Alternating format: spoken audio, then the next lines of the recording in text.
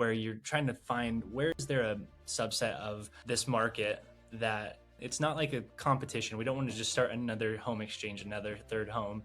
How do we build something in that is just, there's really not competition in it, the niche that we're going to be serving. And so the main things that we do way different than any of those other ones is, one, you get all of your nights up front. So most of these you have to give to get credit to then use. And sometimes we'll start with a night or two of credit to kind of get that started. But that's one really big unique for us is you just sign up, you get all 21 nights up front, and we're just tracking everyone's calendar. Another episode of The Pursuit of Purpose. My name is Chris Kiefer, and today I am joined by Sean Wilkinson, who is the co-founder of HostShare. And Sean and I met coincidentally at this place, super awesome place in Coeur d'Alene called Symmetry. It's a sauna and cold plunge thing that I love going to. And I think you, Sean, you were just on like vacation in Coeur d'Alene for the holidays, right? You don't, because you live in Washington. But yeah, what brought you to the Coeur d'Alene area? Yeah, my parents ended up buying up there a couple years ago, and we've had family there for the last probably a couple decades. And so we've always loved going up there for our family reunion. We spend time on the lake, Lake Hayden primarily. And so when the house is empty, sometimes it's just, we'll sneak away and be like, hey, we're just going to take your house, mom and dad, for a couple of days. And so that's kind of what we did over New Year's. It was an empty house. So I decided just to take the family up for a few days and get away. So it was a great time. And have you been to that sauna place before? No, it was my first time. Brandon, who I was there with, took me, and he had a membership there. It's a super cool spot. Yeah, it's a great, I always think sauna, it's like the new Let's Get Coffee. Yeah. Because I it's like that trip. you kind of feel like you worked out a little bit. You as kind of like a refreshing at the end of a workout. And Totally. it's like, we don't need more lunches and coffee always. It's just an excuse to talk, and then you can talk, sweating in a sauna. Really agree. Yeah, that was my first time going to a specific spot. We have one out at our property, but so I've always loved the sauna, loved steam room. Yeah, that's a great way to hang out and just another thing to do. So you are in real estate. Your father had some other business ventures. Kind of give what makes Sean, and give us the rundown, and then I'll get into some of my questions. Yeah. I guess first and foremost, husband and father. So I've got an amazing wife who I've been able to work with for really since I was about 20 years old. We've been running businesses together, which has been really, really a big blessing in my life. When we had kids, so we lived in Walla Walla, which is a couple hours away from where we're at. And that's kind of where I grew a business, grew my real estate portfolio. And then at the age of I believe I was 25, I think, when I had my first kid. And that's kind of what took us home back to Yakima. And so we decided to build out kind of where my parents live. My brothers both live real nearby. And so that's kind of where we're at today. And what happened at that same period of time is my real estate portfolio became self-sufficient and was running pretty flawlessly when I left. So it was amazing, that concept of leaving this thing that you build over here, and it has to kind of work on its own at that point. I'm not the one that can get all the calls. And so I had to make sure that all those processes and systems were in place. And so when we moved back to Yakima, I started to get pretty bored. You're probably familiar with that, someone that's wheels are always turning. If you don't have something that you're working on anymore, it starts to get your creative juices flowing. And so that's when I decided to start looking at different options and came to some realizations, some insights on the short-term rental side of things, because both my brother and I owned multiple short-term rentals, and that's kind of what ended up leading to HostShare, some of those insights. And that's a completely different path. So anyways, that's kind of a background. I started real estate when I was 17. I bought multiple multifamily properties, really utilizing creative finance, built that to about 170 units. And then that's kind of what was our runway, I should say, into. How did you have the knowledge to, at 17, go buy? Was it like a duplex, or were you going straight for small apartment complexes? It was actually two mobile homes on one tiny little lot. So it was just like a $65,000 deal. I put $5,000 down and essentially realized that it could cash flow by itself. I allowed an account to just sit there, let all the cash flow accumulate, and then when there was an issue, it would just drain that account. And a couple years later, was able to sell that for $95,000, and it was kind of one of those things I realized early on, like, oh man, this concept of cash flow is pretty cool, and if I can just figure that out on a bigger scale, then I think that'd be a pretty awesome thing to do. So I kind of consider that period of time my college education. I was going through college at the time, had to the Did first you 10. go in Walla Walla? No, it was actually the community college here in Yakima. Oh, okay. So I basically I was doing CC. I moved in my first tenant into that property when I had a vacancy, and that tenant, I didn't know at all what I was doing. So I moved in. The first applicant, I didn't want it sitting empty because then I was losing money. It was a total nightmare. Like I had to take them to court. It took me 6 months to get them out. They were like sub renting the garage out to another kid, Oh and my. it was a mess. And so I remember standing in the courtroom. I did the whole eviction myself, standing in the courtroom, having to talk to the judge, and so that's kind of what I consider my college education, because that's what prepared me for kind of that next chapter. It sounds brutal. You were so at 17, you were in court, or was this technically 18 Technically 18, yeah. at that time? Because to me, I'm like, if you have an experience like that quick and that early, either obviously you well, that was a mistake, but I feel like more than like you're like, Don't want to do I it. feel no, well, I'd be like, as 18-year-old, be like, I just went to court. That's like, how many 18-year-olds get a chance to like go to court and have like this real experience and to know that you've got your whole life ahead of you? And it's like, I just lived through the worst case scenario. Right. Totally. I don't know if that was your mind. If you were like, oh God, this was miserable. It could have been, I don't know. It sounds like an exciting, obviously stressful, I'm sure. But like at the same time, sometimes stressful events are like, well, that was hard, but like, how often is that going to happen? And I've got all this knowledge of how to avoid it. And when I show up next time, the reason I'm thinking that is because when I was, actually, it might have been when I was 18, I got a speeding ticket. And this is like, I've actually never told this like publicly before, but it's pretty funny. I, like most kids, you're newer driver, and I was on my way to an all-star basketball practice for like the end of the year or after the basketball season. And I was running late. And so the speed limit was 60 miles an hour. And apparently it dropped to 50. I'm listening to my music, didn't notice. And I'm going 70. So I end up going 70, but I'm following two other cars, whatever. Get a ticket. And I had heard somewhere on a blog, or a friend told me that like when you get pulled over by a cop, you just never acknowledge anything. You're like, the strategy is just like they're trying to get you to admit that you did something wrong. So I was just like, how's it going, officer? And he was like, you're driving pretty fast. And I just like nodded my head because I knew the conversation was recorded. So basically I did the least amount of talking possible. And he was just like, all right, well, here's your ticket.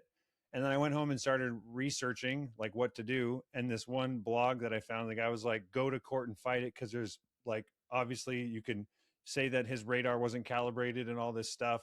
Or you could go in and say, like, maybe he doesn't even show up, because sometimes police officers, if they don't show up, you automatically get off. And it was like a $250 ticket, which was a lot of money for me at the time. So I show up to court, and I'm like waiting. There's all these people that like look like they belong in court for different Yeah. reasons. And I'm waiting and waiting and waiting. And I go, like, they call me up because they like file you in and you just wait and watch everybody else go. And so I was waiting outside. Once I get in the court, I was thinking like I'd get to see what happens in like this exchange with a couple other cases. Well, they're just like, Chris Kiefer. And I walk up and they're like, hey, go ahead and like, tell us what happened.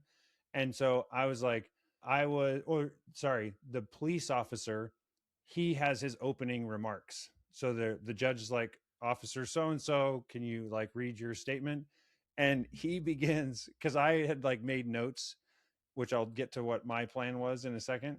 But the officer starts and he's like, it was February 17th at 12:54 p.m. The clouds were, like partly cloudy skies. Temperature was this, like the most detail orient, like every single thing that you could have said.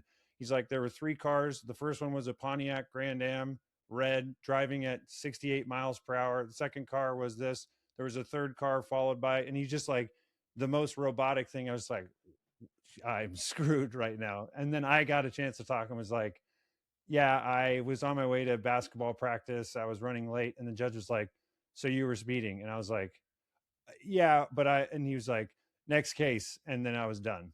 And I was just like, It's like, okay. well, So that was and I never had to go to court again for speeding. yeah, But I was like, it's good to know that you have to actually be prepared. And unfortunately, I didn't have ChatGPT to prep me for that. to help So, you. anyways, tangent, but you had this crazy experience. You built a portfolio. Let's go back to HostShare. Yeah.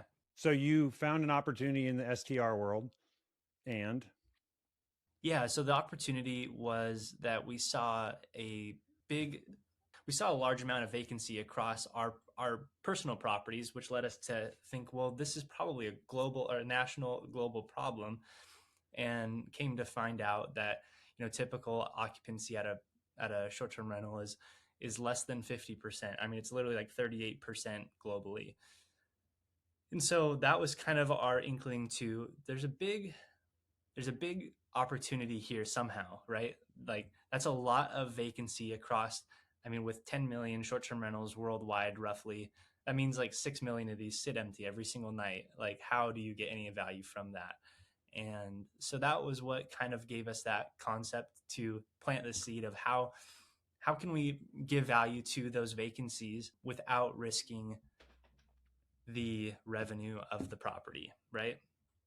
And so that was essentially the problem we wanted to solve, and that's what I think we solved fairly successfully. And we're a couple of years into this now. We started this 3 years ago, started developing it 3 years ago, launched it in early 2024.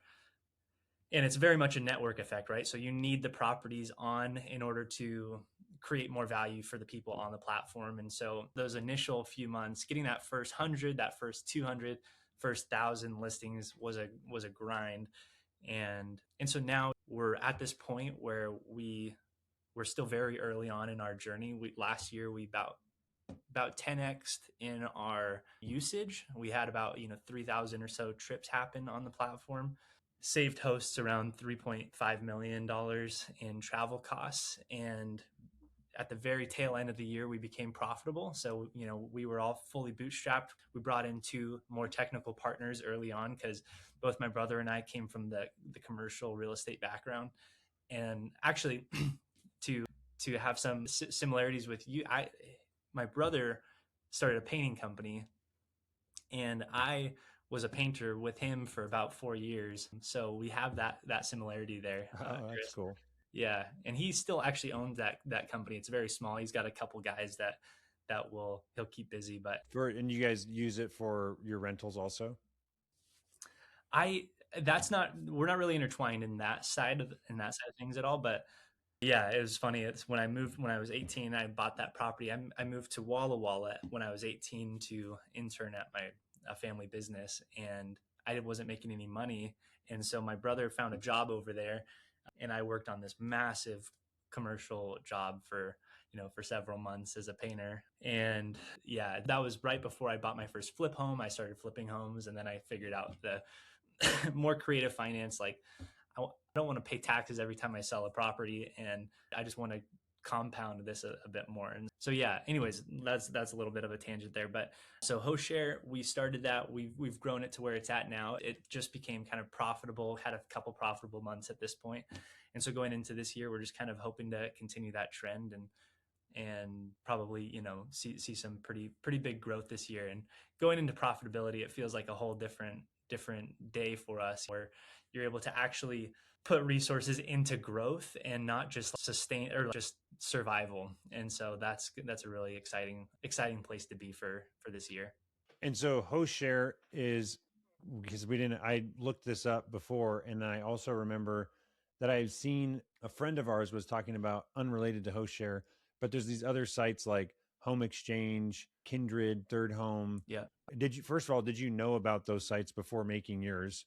Or I'm just kind of curious. The origin story of any business is always fascinating to me because well, first of all, I am a huge entrepreneur, like myself, but an advocate, and I have so many friends that they're just like, it's like it's unclear how like how you're supposed to start.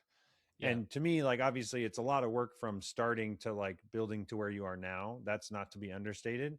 But I feel like a lot of times it's the first like initial steps of just like you make a website and then you make a you register with the state and the federal government and you make a bank account, and like there's like things that for entrepreneur you don't even it like I don't even think about it anymore. It's like if I wanted to build something I could do that part in like a half a day and it's done. But what was the like research that you did to be like, this is a thing that we should do? And what, like, how were you trying to differentiate? Good point. Yeah, good question. That's kind of the concept of like, I don't know if you're familiar with the blue ocean strategy, right? Where you're trying to find where is there a subset of this market that is not really being, it's not like a competition. We don't want to just start another home exchange, another third home. How do we build something in that is just, there's really not competition in it for the niche that we're going to be serving. And so the main things that we do way different than any of those other ones is, one, you get all of your nights up front. So most of these platforms, you have to give to get credit to then use, and sometimes you'll start with a night or two of credit to kind of get that started. But that's one really big unique for us is you just sign up, you get all 21 nights up front, and we're just tracking everyone's calendar. So if it's within, essentially the way the host share works is if it's within 5 days of your stay, so a 5 night horizon from today, I could book for tomorrow up to 5 nights. So it's last minute vacancies that we're filling. And so that allows us to get all of your nights up front, and then you're only sharing if it's last minute and it's still vacant other hosts, and you just get a cleaning fee when those are booked. And so that's one big differentiator. One question, you have to have a short-term rental to be on it, right? Yes. So that's And that's the is it first. all Airbnb only?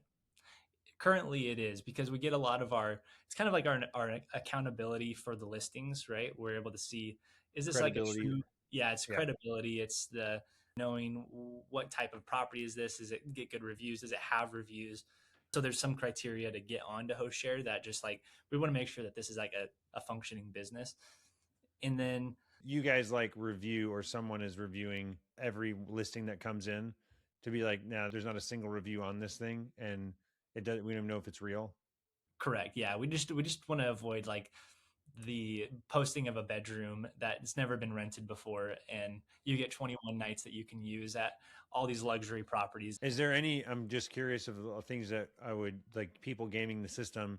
Yeah. I do it, I use my 21 nights, and then I cancel my host share account.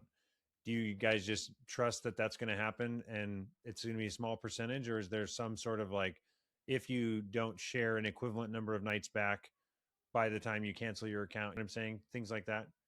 Yeah, so we have a lot of checks and balances on the platform. One thing that I didn't mention is that while everyone gets 21 nights, because everyone has a different value of a property, everyone shares a different amount of nights. So if you have, say, the average of our properties is about a 260 to $270 a night average nightly rate.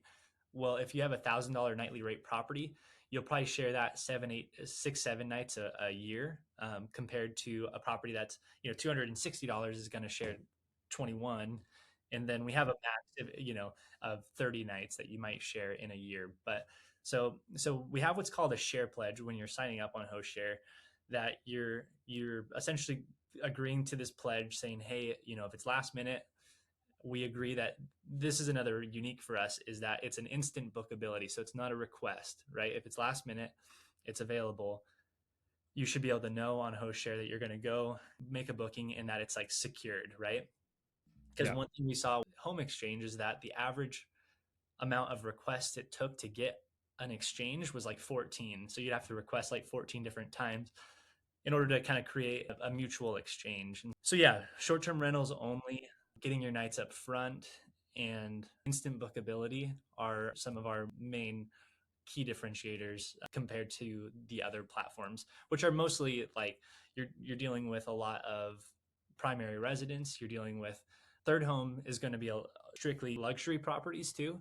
So there's some big differentiators there. So if you have when you get that 21 nights, it's more of like credits of a 260 whatever rate. So I could use 3 credit nights on a more expensive listing.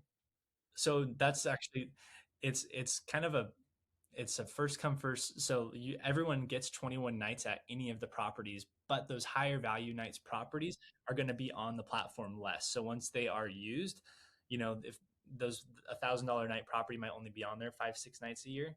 And so once those nights are used, that property is not going to be on the platform anymore. Yeah, it would just not be shown to others to book. Right.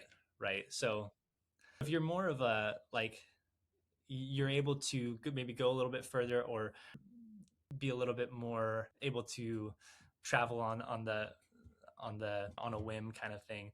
You're able to go to a lot of these high end luxury type properties. You could fill up all 21 of your nights by using those type of properties, but you might they're going to be on the platform a lot less than the lower valued properties. Interesting. So yeah, and now you're finally 2 years in, you've turned, so you're profitable, which is great. Is this you're still doing your real estate portfolio or managing that? You still have the 170 doors there? We do. That's been the main thing in our life that we're trying to figure out how to change. There's this fable I was reading earlier this week that it's kind of that same concept of like you chase two rabbits, you end up with neither kind of thing. But it's this donkey that's standing in between a pile of hay over here and a bucket of water over here, and just is trying to decide which one to go to first because it's hungry and thirsty. And eventually it just falls over and dies because it doesn't do either. It's just trying to figure out which one to do. And it's kind of it feels like that sort of a situation where it's like all of us know that donkey could just go and eat the hay and drink the water after and it would be fine, but this indecision concept is something that trying to get better at and trying to, while this thing is working over here, it's not growing. And the leverage you can have in tech, I love the leverage in real estate. It's kind of the first love, and where I still get a lot of pull, a lot of my connections and various things pull me back to that world quite a bit, Of tech or real estate? of real estate. Oh yeah. And so it's Yeah. kind of, Well, I was going to say it's interesting that because I was not going down the route of, wow, that seems like you're spread thin, but you brought that up. So I'm like, okay, interesting. So is there a lot of you and your wife are managing those properties, and I'm sure you have some people that are running systems in the day to day, but you do feel like, I'm getting the sense that you're like, I could like double down and do this thing, host share, or I could double down and do real estate. Is that correct? You're feeling like maybe you have to pick?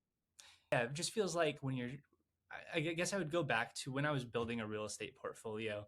I think one of the most valuable things I ever did was kind of understand this idea of like, I've heard it said like universal intelligence, right? Where you have this concept around like your identity and who you are. And when you really speak that out into the world, it it just attracts different things. So like when I was getting started in real estate, I was so interested in all the different things. Like, am I going to fix and flip? Am I going to go like buy mini storage? Am I going to do multifamily? Am I going to syndicate? All these different concepts. And then I just decided I just want to be the guy that does small multifamily on a, seller carried. I just want to be the guy that buys all those. And and when I just decided that and I started to tell people that, it was amazing. Over the next like 2 years, I just deals just lined up all over the place, right? And and so similarly, going to HostShare just feels like an identity shift a little bit, where it's like I want that same attraction, and that I don't know what that mechanism is, but whether it's that just people just know who's serious and who they want to work with when they see that you're serious about something. And so I've just kind of decided that that's what I wanted to do for this time, for this period of time, and see how far we can go, because it's one of those things. It's not like real estate where the property will hold its value if you don't do anything. It's, you got to run it like a business or else it dies. And so that's kind of where we're at in that cycle. We got to see it through. And so yeah, that's kind of the journey I'm starting to kind of make now that it's not like this could work. We're like, okay, it's working. How do we shift more attention to it? How do we expand that, and really make it into something? So it's That's been a fun awesome. You are basically just trying to get out of offload as much. You're not selling the real estate portfolio, but you're trying to minimize and be spending next to nothing on the real estate and just go all in on the host share. Yeah, more or less. That's the identity I'm trying to shift to. I have a hard time, like I said, like there was a deal last part of the year where it all came together. It kind of hit all my criteria for buying, and so we bought it. But that's not the focus, right? We're trying to shift focus and yeah, and just try to stay focused in this world of tech. And I'm loving. I don't know about you, Chris, but like just the tools and the possibilities today that are available. Um, it's just, especially for an idea guy like I am. I'm just such a I I have ideas all the time. I would love to build, and so diving into tech now and seeing what's possible, using prompt engineering and Claude Code and all these different things that you can now build with, is just like, it's just a whole new world of opportunity. And so I don't know. I just don't want to miss out on that, because it just feels like such a major wave that, Is if you happening. Yeah. on, yeah, you'll miss out. So It is funny that it seems like most, I don't know if you've experienced this, but no matter, depending on who you talk to, if you talk to a successful person that knows a lot about a particular area, you leave that conversation. I do. I'll speak for myself, thinking like, man, I'm like missing out on something. Like I should probably, I need to know more about this. We need to, and I even told you and Brandon at the sauna place, I was like, my wife and I, like we have this tech business, an automation AI consulting for painting, and there's an opportunity there, and we're using it. It's great. It's like it can continue to grow. But then I have this other part of me that's like, I need to be doing something strategically with the profits to like diversify or something. And so there's like this pressure that I feel of, I need to be doing something else in real estate.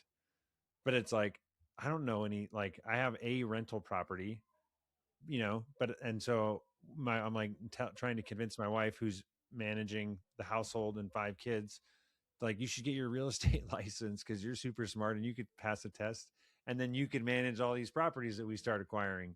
But then you talk to someone like you who has all the properties, and it's like, man, I need to like go deeper into this tech, wave. And there's a little bit of we're like on the like grass is always greener. Yeah. totally. Yeah. And again, it's this is my problem, is I love, like, real estate is like probably still my major, like my passion, like the strategy of buying and getting out of the rat race. It's just, there's so many things you can do with real estate to grow wealth over time. And so I highly recommend it. It's such a great spot to place money. And if you have the drive to make it like your main thing, there's so many ways to change your life in so many different ways. Financial freedom primarily. And so that's, yeah, I love that world so much. And so now it's just seeing what the leverage is on something like HostShare, or when you're able to build a business, which is so different than a real estate portfolio. You're able to build a business that you build it once and you're able to sell it a million times. And so as long as your product is really good, that's just leverage that is so different than what I've built previously. And so, and just the timing of it all, it feels like right now is such a great time to do it. And Yeah. so I do feel like, I'm sure, I don't know how much you do it on the real estate side of things, but yeah, the speed that AI is changing everything is just mind boggling. And I feel like I'm in a business that is doing the best that we possibly can to try to keep up, and we're like exerting quite a bit of energy to stay in the know and try the new things and the new apps and all this stuff. It's like every model, Gemini and ChatGPT and Claude, and they're just like, oh, which one's better? And it's a constant, it's just a race, and you're just there's the possibilities, and there's like Lovable, which I'm sure you played around with, and all these different things where you can literally make things in minutes that used to take weeks. Like it's ridiculous. Really, like, right, I have it going right now. I just built this right before our call. I have it listening to me because it's just tick words. I want to see how many times I say different tick words. And so it Interesting. was just it was literally a 30, like maybe a 20-minute thing I built on Claude Code. And it says that at least between the two of us, we've said like 207 times, 48 times, right 29 times. So But you just you said, "Hey, listen, like listen to me, and then give me feedback on my talking or speaking or whatever." on my ticks, yeah, because every time I listen to my podcast back, I'm always, oh man, I need to clean up my speech here. Okay, so actually, this is fantastic. I love real examples. So awesome that built this thing in minutes using AI. Yeah, Do you what part of because I'm like, okay, now here's an opportunity because well, actually, before I get into solving that, you mentioned you have so many ideas. Are you familiar with Patrick Lencioni's the Working Genius yeah. types? Do you know what yours are? Invention. No, that's okay. So this is why we hit it off in the sauna.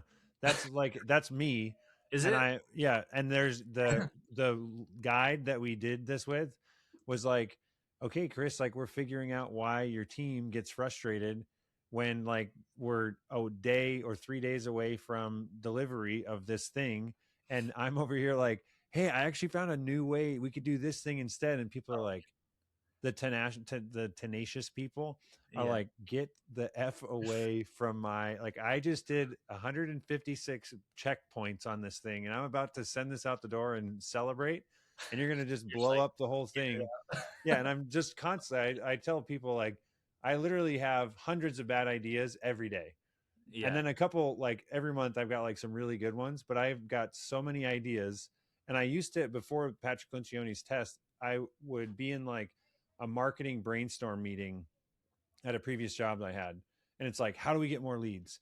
And we bring in the whole company, and it's like me and two people that are just spouting off ideas. And I used to be like, are you guys like are we in this together or not? Like, does anyone else have ideas? Can any like I can literally we could do this, we could do this. Like, there's so many things we could do. And someone's like, yeah, that's because you're the wonder and invention guy that is just creating this. But like now I have to go execute on one of those ideas. That's another problem. We're not going to talk about that because I don't like talking about that. I But don't talk about that either. so when you talk about like the ideas and the possibility in making an app like that, my mind immediately goes into like the invention part of like, did you research is that actually the best way, assuming that you're probably curious, how many times do I say it? This would be interesting, can I make an app that does this? I'm like, okay, is tracking that or bringing that to your awareness the right move to solve the tick? You know what I mean? Like that would be, I would want to ask ChatGPT if I'm focusing on, is it, I'm wondering if it's like when you're learning how to ride a bike and you're like, don't crash into the dumpster, don't crash into the dumpster, don't crash into the dumpster. And then you crash into Focus the on dumpster it. versus like, is there a way to, I don't know if you see where I'm going with that, but like now you can have an app that you built in minutes that then's like, okay, so now I want you to coach me, but maybe the coaching to the end result that you want is actually the opposite of the app, which doesn't matter because it can make a new app in minutes, but Yeah, you know where what I my mean? mind goes is it's like maybe you have the transcript and you're able to then ask, a model questions about it. Like, how can I get better? And maybe it just automatically asks that question after you're done recording. It says, here's 5 ways to get better, and it just automatically boom, boom, boom. Do these things next time, or how you prepare for you know, a podcast. I just is in my mind though. Yeah, yeah. I feel like one of the things that I know that just saying I have heard that like one of the strategies is to when you are going to start speaking, like pause. I just said like Yeah. and begin speaking when you are ready to like say a productive word, if that Right. makes sense, instead Yep. of constantly being and that's the natural, and I'm terrible at this also, but I like that you're thinking about it, because I'm like, oh yeah, I know exactly what you're talking about, where I was going to say a Yeah. lot.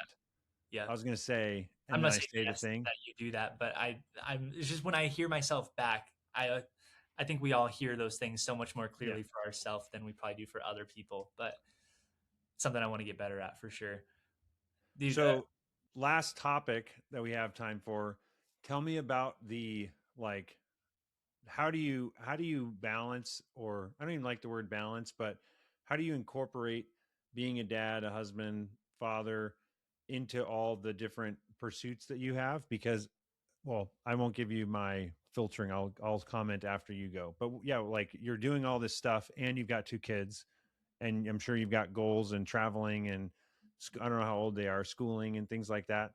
But yeah, tell me about that journey as well.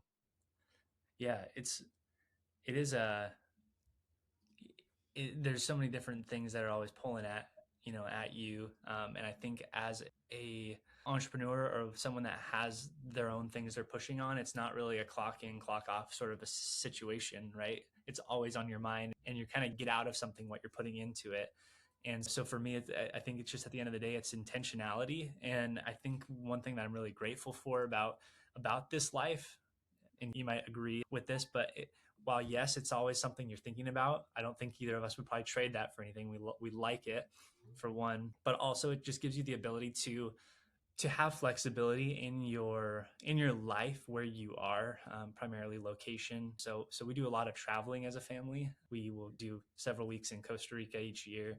Last year we did France for 3 weeks and Costa Rica for 3 weeks, and it's one of those things that you kind of are out of your norm so you have to do these things as a family.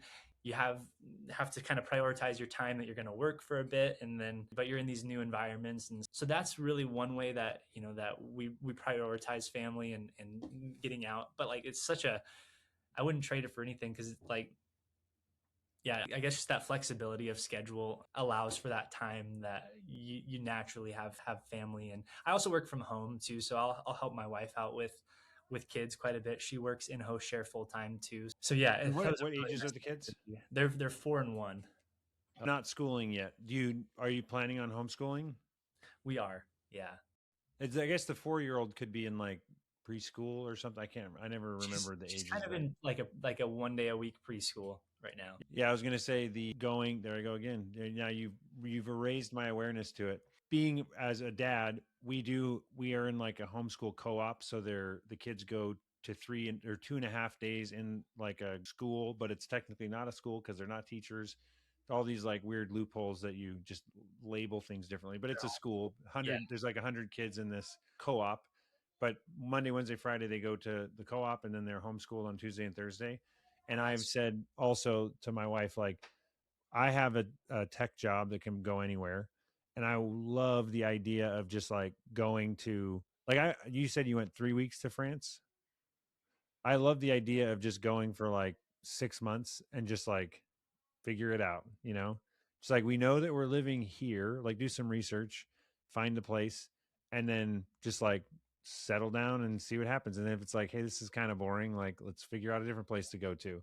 But anyways, that's our kids are 8, 6, 4, 2, 0, more or less. They're plus 6 months, so 8.5, 6.5, so on. Yeah, But they're like, obviously they're in school, or the three of them are in like schooling age. But I'm like, I feel like there's no chance that we would regret doing that. It would be crazy, and there's lots of stuff that you figure out, but also like, I mean, why we can't wait until they're like in high school and they're doing sports and stuff like that. So, anyways, but that's how did you make the decision on where to go in France? well, so that's actually kind of funny, because we were looking at Italy. There's a spot in northern Italy that we went on our honeymoon, and it was one of our favorite areas.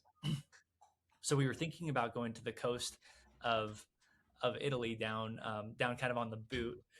And we were looking we have a 1 year old, so we realized that we're going to be driving. We want to make sure we have a car for one, and we're going to have to push a stroller around a lot. And we were thinking back about all the places we went on the coast of Italy and how they're just like cliffs and like you're walking up and down hill and stairs all the time. And so we're like, well, that's maybe not the most conducive to having your kids there, especially on with a stroller and so forth. And we didn't want to drive in Italy too. It's a crazy place to drive, at least in those high populated places. Yeah. So we started looking at the south of France, and so we really just looked like a pretty amazing spot, and it was really cool to go to the south of France and spend a few weeks down there. But yeah, like with kids too, it's so hard to find time, like you said, like you never regret doing it, and it's so hard to have like the perfect time to do it. It just always feels like this isn't going to work, or it's going to be a pain traveling across the world with a 1 year old. And so we just decided like we're just going to do it um, and let them acclimate to doing that, or else they won't, right? And Yeah. so that's kind of just our philosophy. And I have this like I have a mission statement. I don't know if you do something like that where it's just a mission statement you go over every day. And so part of that is would love to spend 3 months a year in different areas of the world. At separate times, cumulative, or go somewhere for 3 months? It'd probably be like 2 months Costa Rica and then 1 month somewhere new kind of thing. Why Costa Rica? We've been going down there for like the last 10, 12 years. Do you have a place down there or just a favorite spot? Yeah, so it was one of those where my family was going to Hawaii. We was for a long time. That's where my parents met, and we learned to surf there as a kid. And then we decided let's try Costa Rica 1 year, and went down there. And waves and the water and just like the culture was just a great spot. It was also cheaper, and my parents ended up buying a spot down there too. I said my parents bought in Hayden, parents bought down there too, and they found a vacation rental spot that they ended up buying and being able to rent out. And so it's actually a great investment property. And so since then, they've actually, I think between my whole family, there's about 4 homes down there that they bought up. And so now it's one of those places you're able to go feel familiar, and the the the flow of the day is always the same. So it's just get up at 5:30, go out surfing at 6 to 8, come back, and it's just kind of a day that we can repeat and it's just hard. It's a day that's hard to beat, so we just repeat it every day. But It's also the benefit of going to a familiar spot, because it depends what type of vacation. Like, what are you trying to get out of it? Are you adventuring and exploring, or are you not really. going to like hang with your family? So I could see the draw to that as well. Yeah, and it's just we get a lot of work done too while we're there. So we'll just in the afternoon pin up in the office for a few hours and get that done. And so it's a great spot. I'd recommend it if you haven't been before. You need to go check it out. Is Costa Rica? This is like an embarrassing geography. Is it one of the like territories of the U.S., or is it you have to have a passport? It's a passport. Yeah, you'll need a passport. There's Puerto Rico, which is Puerto Rico. is the territory. Costa Rica is like Mexico. Yeah, so it goes like you've got Mexico, and then I think it's like maybe Honduras and Nicaragua, and then you've got Costa Rica's right under there. So it's Central America between Nicaragua, Panama. Yeah, yeah, okay. Yeah.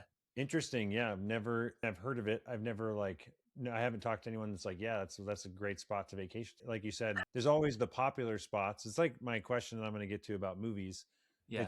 There's the spots that everybody says, but it's like, where's like the hidden gems that are like, yeah, maybe they cost a little bit less, but they're not like, you're not hoping that you're not going to get killed while you're there. Costa Rica is one of those. Yeah. Yeah.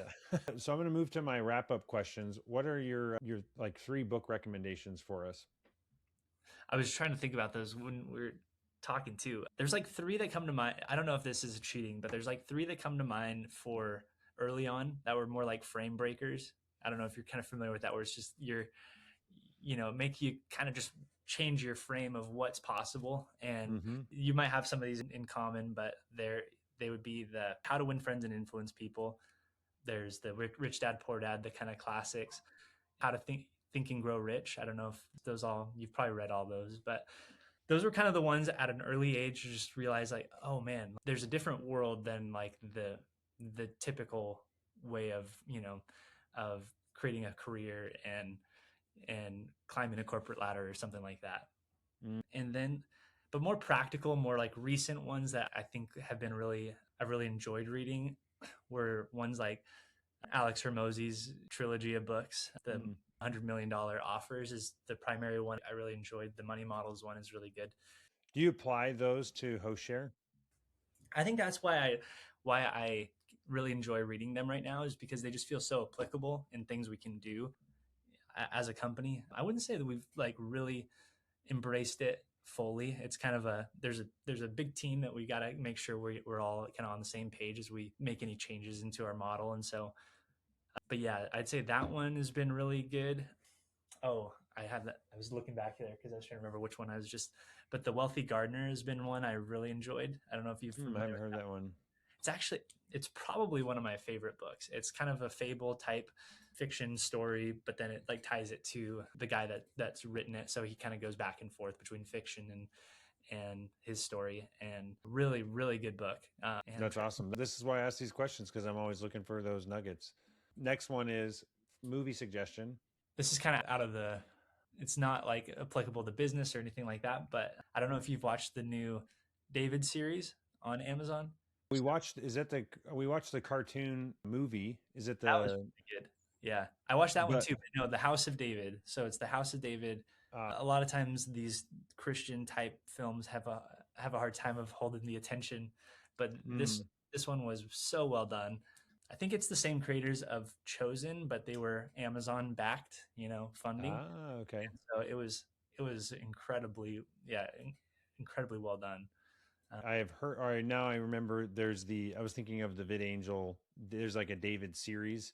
Yeah, Was not thinking of this, but like, oh, I have seen this advertised, but that's cool. it's super good. I'd recommend it. That's awesome. And actually, just in looking at this, I'm very intrigued. You said you have seen the cartoon movie that was out as well? Yeah, Because it's just like I'm looking at the trailer here and I'm like, oh, it's this, that's like, they have all the same scenes, obviously, because that's what's in the Bible that they can reference. But anyways, that's cool. I'm going to make a note of that. What's your preferred method of contact if someone wants to connect, reach out, learn more about any of that? sure. I'm not on most of the socials very often, but Sean@hostshare.co is my email. You can find me on LinkedIn too, and would love to connect. Yeah. Awesome. Well, Sean, next time you're in Coeur d'Alene, don't forget about us. And it's great. I'm glad that we coincidentally crossed paths, and forward to seeing how HostShare continues to grow in the future. Well, appreciate it, Chris. Thanks for having me on. Thank you so much for listening. My name is Chris Kiefer, and my mission is to champion the relentless pursuit of purpose. And what that means to me is to be an example, a champion, someone that is in the trenches, working and showing and winning and trying and failing in how to pursue a deeper and more meaningful life with the people that I love, with my kids, with my friends, with our family, and also just be a champion and example of entrepreneurship and following my passion and doing what I believe I'm called to on this earth. And so if that inspires you in some way, please share this episode. If you want, like, subscribe, share, whatever, do all the stuff. It means the world to me to get this message and get these guests that I have out there. And if you're interested in any of the book recommendations or looking up other episodes, the movie list, you can visit my website, chriskiefer.com, for all the details on the show. And also check out the Boolean review software, as well as the Boolean automation consulting company that I own for home service businesses. So thank you so much, and we'll see you on the next episode.